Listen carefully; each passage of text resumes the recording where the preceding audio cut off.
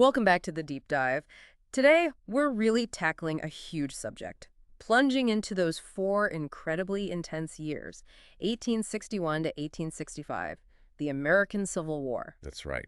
Our sources call this period the furnace, and it really turns that name. It absolutely does. Because, what kicked off is this pretty limited conflict just completely spiraled. It became this relentless revolutionary struggle. It's amazing looking back. Lincoln's initial call, April 61, what was it, 75,000 men? For just 90 days. Hmm. And he was explicit, right? He said he had no purpose to interfere with slavery. The idea was just patch up the Union quickly, maybe even peacefully. Yeah, that initial plan just fell apart almost instantly. So our mission today is to unpack how that idea, that quick fix, turned into this brutal 4-year meat grinder. Over 700,000 dead. Changed the country forever. And it starts right at the beginning, doesn't it? With that first real shock to the system. Bull Run. Has to be. July 1861. Yeah. The newspapers up north were yelling on to Richmond, and the feeling was so optimistic. I mean, the sources describe Union soldiers marching out. Oh, I know this part. With congressmen, spectators tagging along like it was a day out. A military picnic, they called it. A military picnic. It's just... Yeah. Raptures the naivete perfectly. But it wasn't a picnic. Not at all. No. Confederate reinforcements showed up. General Thomas Jackson got his nickname Stonewall right there. Yeah. And the Union lines just broke. Total panic. Running back to Washington, the sources say shameful confusion. Exactly. And the psychology of that is key. The South got maybe too confident. Some soldiers actually left thinking it was over. Really? Yeah. But for the North, it was a brutal wake-up call to spell that whole quick war fantasy, forced them to realize this was going to be long, hard, and probably involve dealing with slavery eventually. Well, which leads to McClellan. General George B. McClellan takes command of the Army of the Potomac. Smart guy, right? Good organizer. Oh, brilliant organizer. They called him Young Napoleon. But just paralyzingly cautious. He always thought the enemy had more men than they did. Partly bad intelligence, maybe. Lincoln wasn't impressed with the speed, though. Said he had the slows. He did. And that caution really defined the Peninsula Campaign in spring '62. McClellan tried this water approach to Richmond, but he was so slow. Took a month just to capture Yorktown. Giving Lee time. Giving Robert E. Lee, now in command, plenty of time. Lee hit back hard in the 7 days battles and pushed McClellan back. Okay, so Lee wins the battle, defends Richmond, but what's the bigger picture here? Well, that's the huge irony, isn't it?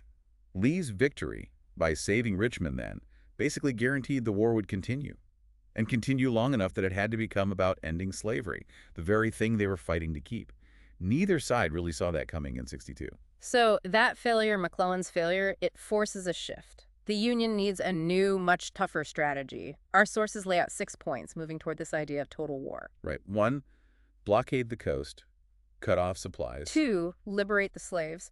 That becomes official policy later, but it's starting to brew. 3, grab the Mississippi River, cut the Confederacy in 2. 4, chop through the heartland, Georgia, the Carolinas. 5, capture Richmond, still the symbolic goal. And 6, this feels like the grimmest one.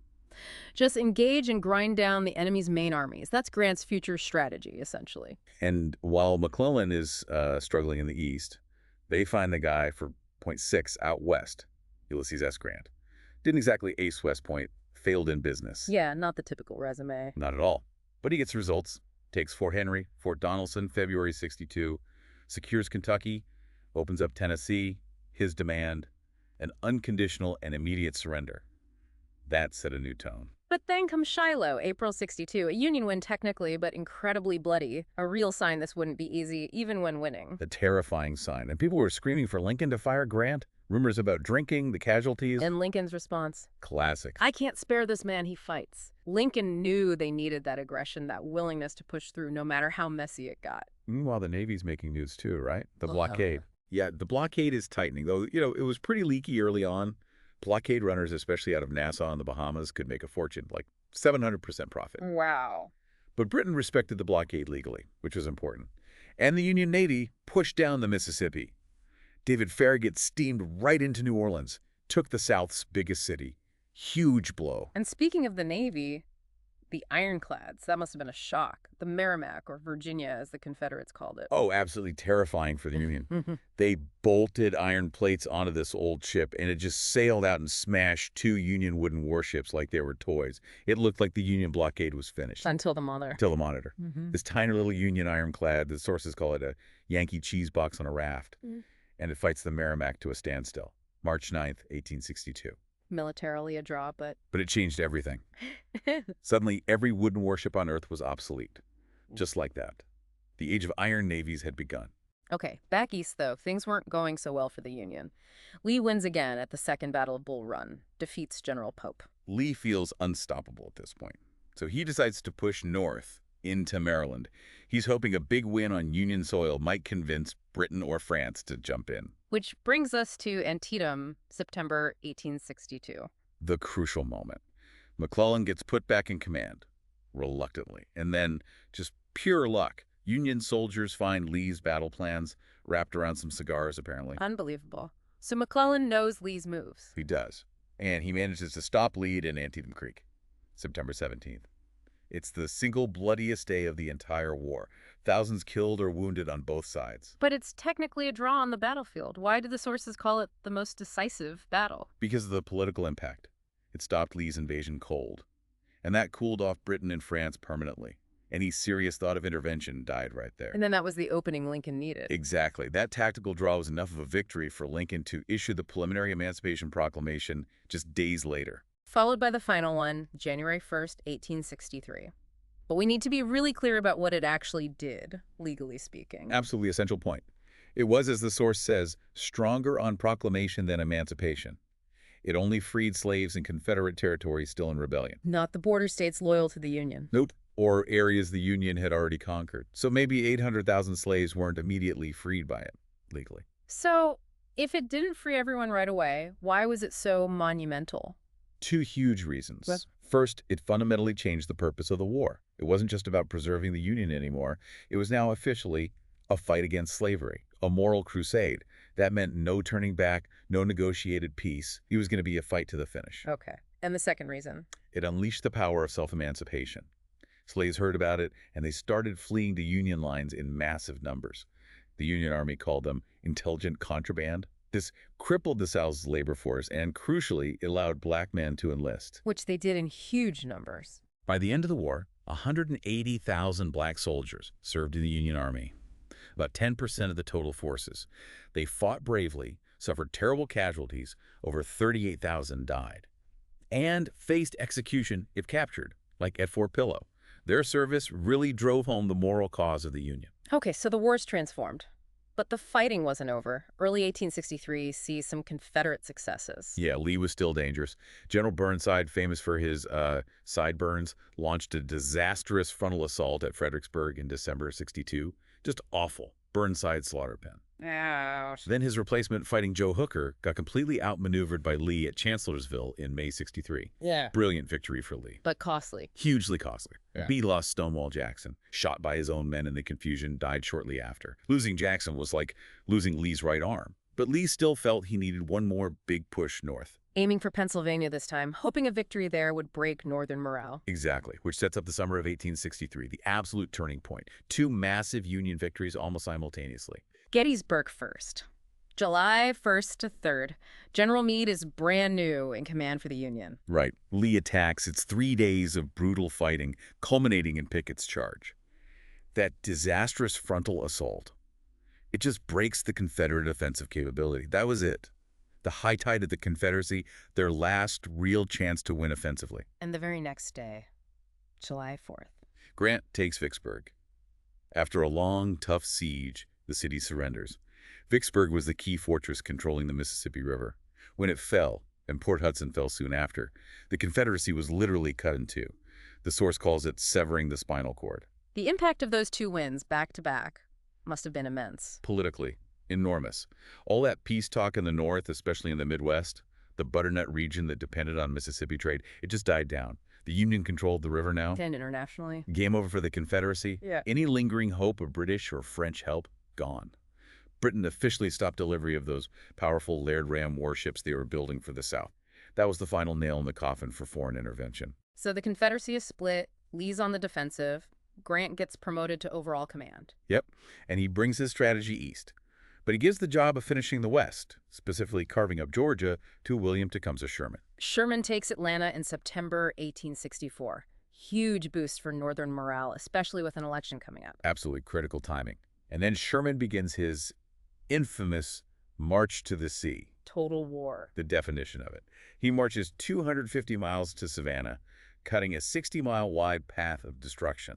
Not just fighting soldiers, destroying railroads, supplies, farms, burning towns, weakening the South's ability and will to fight. Bending rails around trees, Sherman's hairpins. Exactly. And the sources say the destruction was even worse when they got into South Carolina. Yeah. They saw it as the state that started it all. All this is happening while Lincoln is fighting for his political life in the 1864 election. A really precarious time.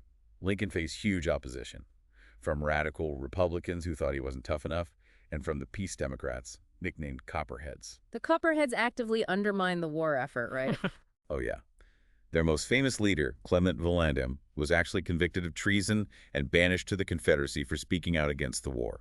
So to counter this, the Republicans did something clever. They temporarily rebranded as the Union Party, nominated Lincoln, a Republican, and Andrew Johnson, a war Democrat from Tennessee, as VP to show unity. And the Democrats nominated? George McClellan. The General Lincoln fired, running on a platform calling the war a failure and demanding peace talks. It looked really bad for Lincoln for a while. What saved him? Victories on the battlefield. Farragut taking Mobile Bay, Sherman taking Atlanta, Sheridan crushing the Confederates in the Shenandoah Valley. Those wins, plus the votes of soldiers furloughed home to vote the bayonet vote, gave Lincoln a decisive win. 212 electoral votes to McClellan's 21. The mandate was clear. Finish the war. Which brings us to Grant versus Lee in Virginia, the final act. Grant's strategy was brutal attrition. The Wilderness Campaign, starting May 1864, horrific fighting, huge casualties on both sides.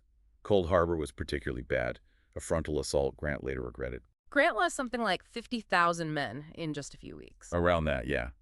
But Grant knew the grim math. He could replace his losses, Lee couldn't. His famous quote sums it up. I propose to fight it out on this line if it takes all summer. And it pretty much did. He pinned Lee down in a siege around Petersburg near Richmond. A grueling 9-month siege. Finally, Lee's lines just couldn't hold anymore. They snapped in early April 1865. Lee had to evacuate Richmond and Petersburg. And the end came quickly after that. Appomattox Courthouse, April 9th, 1865. Lee surrenders to Grant and Grant. Grant was incredibly generous in the terms. Let the Confederate soldiers keep their horses for spring planting. No mass punishments. He even told the Union soldiers to stop cheering. Yeah. The war is over. The rebels are our countrymen again. A remarkable moment of potential reconciliation. A potential tragically cut short. Just 5 days later, Good Friday, April 14th. John Wilkes Booth shoots Lincoln at Ford's Theater. Lincoln died the next morning. The sources call his death a calamity, especially for the South. Why? Because Lincoln represented moderation. He wanted a relatively quick, forgiving Reconstruction. With him gone, the path was open for more radical Republicans in Congress who wanted to punish the South and ensure rights for freedmen more forcefully. The South lost Lincoln's potential shield, as the source puts it. So, looking back at the whole nightmare, the cost is just staggering. Over 700,000 dead. Yeah. More than all other American wars combined, basically. Something like 2% of the entire population at the time. And the financial cost, about $15 billion, which was astronomical then. But beyond the human and economic cost, the biggest legacy is constitutional, isn't it? Without a doubt.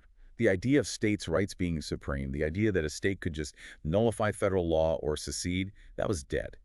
Buried permanently. And the power of the federal government. Massively expanded. Think about it. Before 1865, most constitutional amendments limited federal power. The Bill of Rights, for example. Right. But after the war, the 13th Amendment abolishes slavery everywhere.